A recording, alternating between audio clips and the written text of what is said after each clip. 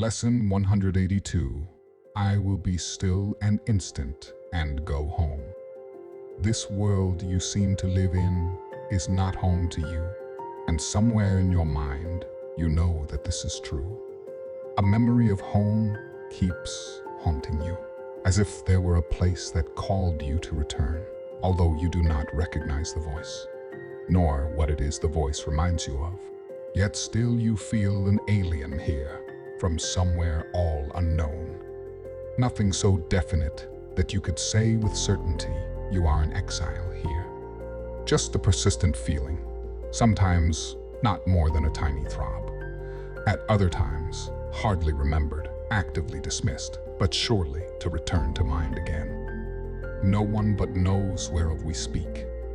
Yet some try to put by their suffering in games. They play to occupy their time and keep their sadness from them.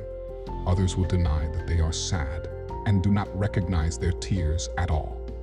Still others will maintain that what we speak of is illusion, not to be considered more than but a dream.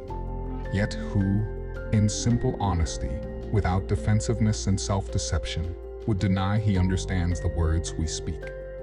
We speak today for everyone who walks this world, for he is not at home.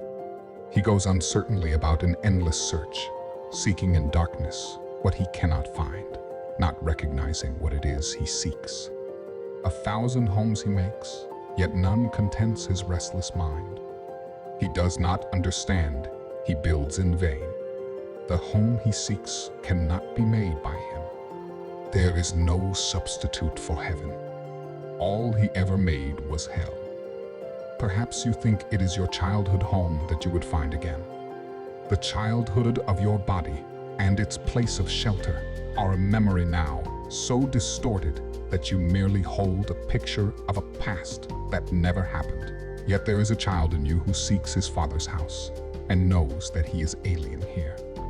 This childhood is eternal, with an innocence that will endure forever.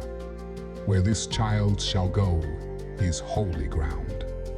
It is his holiness that lights up heaven, and that brings to earth the pure reflection of the light above, wherein are earth and heaven joined as one.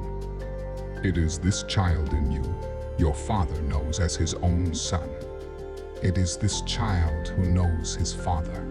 He desires to go home so deeply, so unceasingly, his voice cries unto you to let him rest a while. He does not ask for more than just a few instants of respite, just an interval in which he can return to breathe again the holy air that fills his Father's house. You are his home as well. He will return, but give him just a little time to be himself, within the peace that is his home, resting in silence and in peace and love. This child needs your protection. He is far from home. He is so little that he seems so easily shut out, his tiny voice so readily obscured, his call for help almost unheard amid the grating sounds and harsh and rasping noises of the world. Yet does he know that in you still abides his sure protection?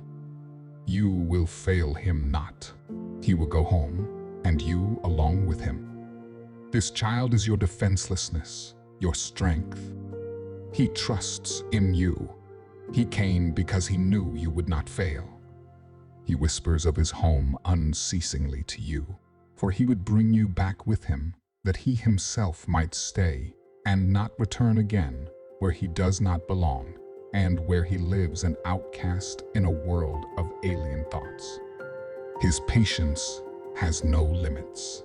He will wait until you hear his gentle voice within you, calling you to let him go in peace, along with you, to where he is at home, and you with him.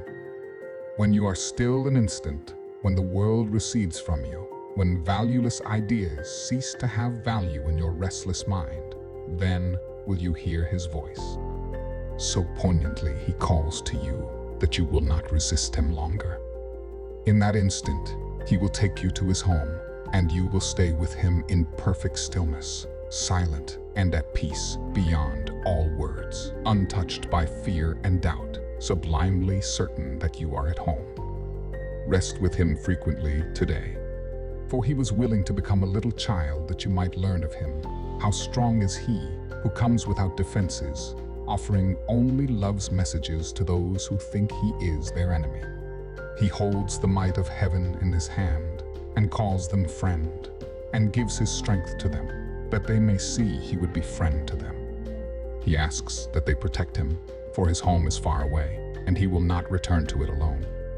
Christ is reborn as but a little child each time a wanderer would leave his home. For he must learn that what he would protect is but this child, who comes defenseless and who is protected by defenselessness. Go home with him from time to time today. You are as much an alien here as he. Take time today to lay aside your shield, which profits nothing, and lay down the spear and sword you raised against an enemy without existence. Christ has called you friend and brother. He has even come to ask your help in letting him go home today, completed and completely. He has come, as does a little child, who must beseech his father for protection and for love. He rules the universe, and yet he asks unceasingly that you return with him and take illusions as your gods no more. You have not lost your innocence. It is for this you yearn. This is your heart's desire. This is the voice you hear, and this the call which cannot be denied. The Holy Child remains with you. His home is yours. Today, he gives you his defenselessness, and you accept it in exchange for all the toys of battle you have made. And now the way is open, and the journey has an end in sight at last. Be still an instant, and go home with him, and be at peace a while.